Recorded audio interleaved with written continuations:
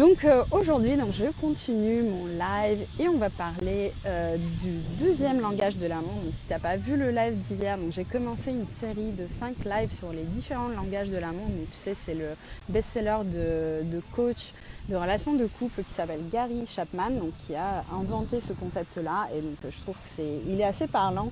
Et en fait, il permet de bien déchiffrer en fait souvent les conflits que tu peux avoir avec ta chérie, où tu ne comprends pas ce qu'elle te dit, ou elle te fait des reproches et tu ne comprends pas pourquoi alors que tu fais énormément d'efforts.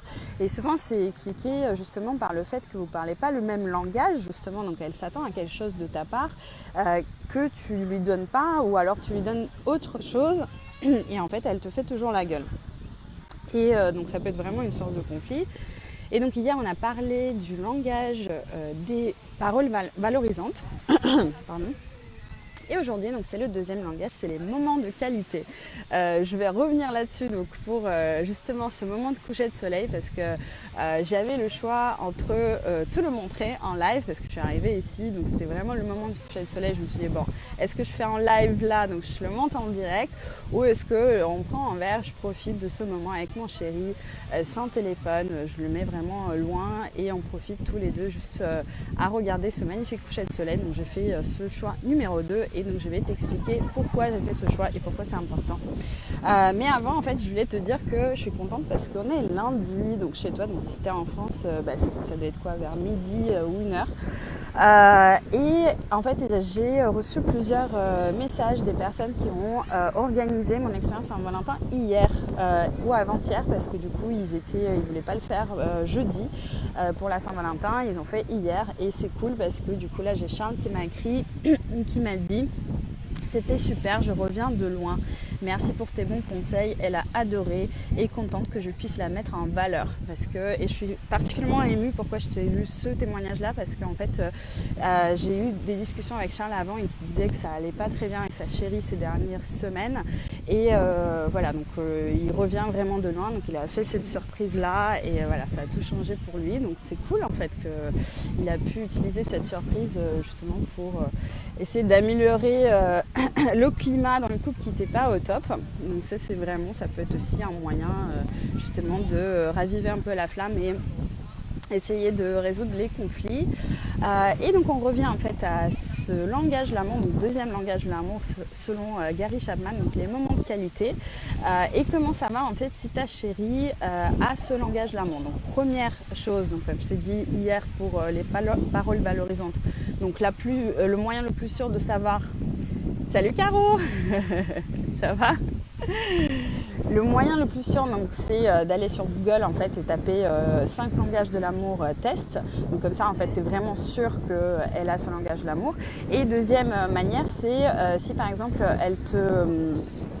Donc toi, t'as beau à faire tout ce qui est dans tes moyens, donc de lui offrir des cadeaux, de lui dire plein de mots doux, plein de compliments, de la toucher dans tous les sens, de lui faire des câlins, de lui rendre des services, de passer l'aspirateur pour elle, et elle continue à tirer la gueule et à te dire non mais en fait t'es jamais là, t'es jamais à la maison, tu me donnes pas assez de toi, assez de ton temps. Donc là, ça veut dire qu'en fait c'est vraiment un signe que ta chérie a ce langage de l'amour, donc qui est les moments de qualité. Et donc moi typiquement en fait c'est mon chéri en fait qui a ce langage de l'amour comme langage de l'amour principal, et moi c'est pas du tout ça en fait. Moi c'est pas du tout important pour moi et ça peut être vraiment une source de conflit. Donc je vais te donner les conseils, donc les 3 conseils que moi je fais dans mon couple pour justement éviter ça. Donc le premier conseil, c'est vraiment on va dire en fait les dialogues de qualité et écoute active. Donc parce qu'en fait les moments de qualité, donc pour la personne pour qui c'est le langage de l'amour principal, si vous par exemple si vous êtes sur le canapé, vous regardez une série ou vous regardez un match de foot ensemble, c'est pas un moment de qualité parce qu'en fait vous êtes ensemble, mais c'est comme si vous n'étiez pas ensemble parce qu'il y a un élément tiers, donc la télé ou quelqu'un d'autre en fait qui prend de votre attention, et en fait votre attention elle est divisée. Alors que les moments de qualité, c'est vraiment d'avoir l'attention uniquement focus sur ton conjoint, donc sur ta chérie. Et donc ça voudra dire qu'en fait pas de télé, pas de téléphone, pas d'autres personnes. Donc c'est vraiment de s'accorder des moments où vous êtes que tous les deux, vous êtes juste en couple et que vous discutez, et donc d'avoir cette discussion de qualité. Donc discussion de qualité, c'est vraiment un échange où tu peux écouter. Donc c'est pour ça que je t'ai parlé de l'écoute active, parce que les échanges, c'est pas juste un one way, donc c'est vraiment un two way relationship. Donc c'est vraiment quand tu écoutes la personne, et je crois que les recherches prouvent que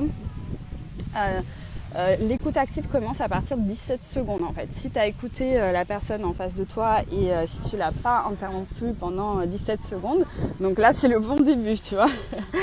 Donc il faut vraiment respecter ce timing, donc regarder la personne dans les yeux, voilà, de couper ton téléphone, ne pas regarder ton téléphone et vraiment écouter la personne, essayer de comprendre ses émotions, ce qu'elle ressent, dialoguer avec elle, poser des questions. Donc c'est ça ce qu'on appelle l'écoute active. Et voilà, encore une fois, ne pas interrompre la personne, ne pas essayer de la contredire, parce que souvent en fait pour les femmes, ce qui compte, c'est en fait on aime se sentir écouté.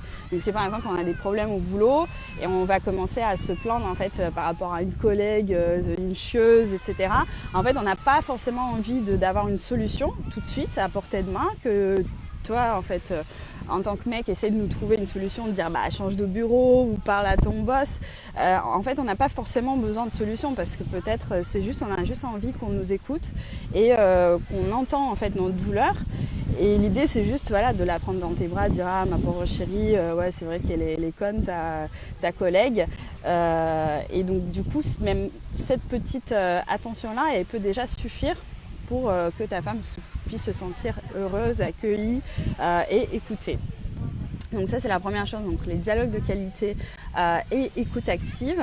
Et deuxième chose, donc deuxième conseil par rapport à ça, c'est s'accorder des créneaux en mode digital detox. Donc vraiment pas d'ordinateur, pas de téléphone. Et je sais que c'est, par exemple pour moi, c'est quelque chose qui est extrêmement compliqué, parce que je suis digital, droguée. Donc je suis tout le temps en fait plongée sur mon téléphone, je peux pas vivre sans mon téléphone, je me dis toujours que c'est mon meilleur ami.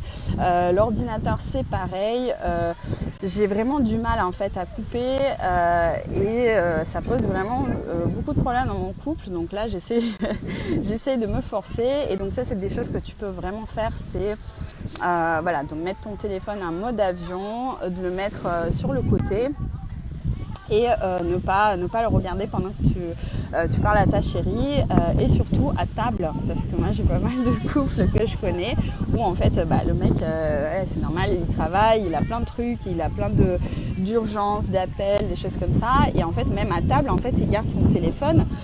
Et là, pour une femme qui a ce langage d'amour, donc les moments de qualité comme premier langage de l'amour, donc ça peut être vraiment un tue l'amour. Donc c'est quelque chose à proscrire absolument, d'avoir ton portable avec toi à table. Donc ça, je te le déconseille si tu as envie de lui faire plaisir, si tu as envie que ton couple dure. Et troisième conseil par rapport à ça, donc c'est de s'accorder des moments à vous où vous pouvez être vraiment que tous les deux, où il n'y a personne qui vous dérange. Donc ça peut être un week-end, un amoureux, voilà, un voyage que tous les deux, sans enfants ou sans personne.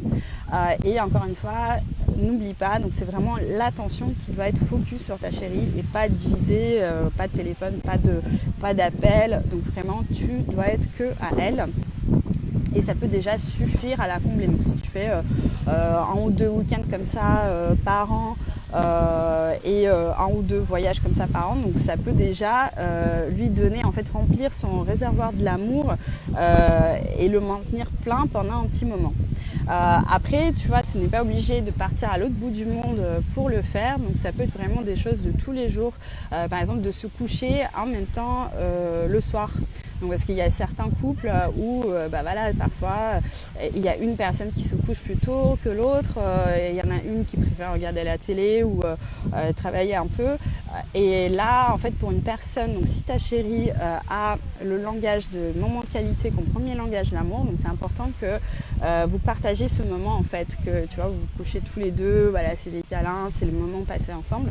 Donc tu vois, tu n'es pas obligé de partir vraiment en voyage en week-end pour la combler de ce point de vue-là. Voilà, donc j'espère que ça t'a aidé, que ça t'a donné des idées et dis-moi en commentaire voilà, si ta chérie a ce langage de l'amour ou si tu as fait le test ou si tu reconnais dans ma description ta chérie. Voilà, donc sur ce, je te laisse, on va aller dîner. Voilà, je te fais des gros bisous et à demain pour le nouveau live où je vais te parler du 3e langage de l'amour de Gary Chapman. Ciao, ciao, bisous. Ciao, Caro. Bisous.